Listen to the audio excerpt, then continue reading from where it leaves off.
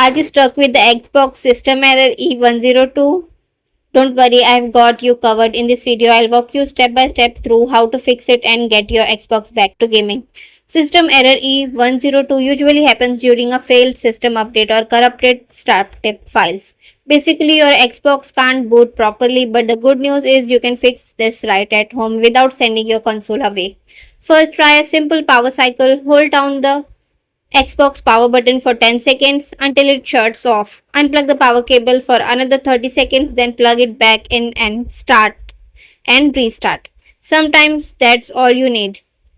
If that doesn't work, let's use the Xbox startup troubleshooter.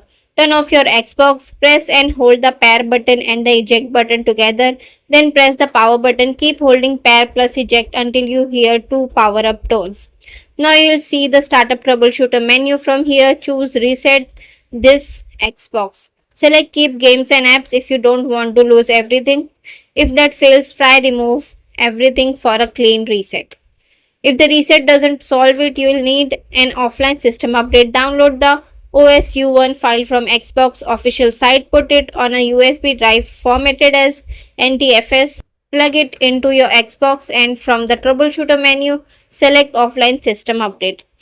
This reinstalls the system software and usually clears the E102 error. If none of these fixes work, your console may need repair. In that case, head to the Xbox support website and request a repair order.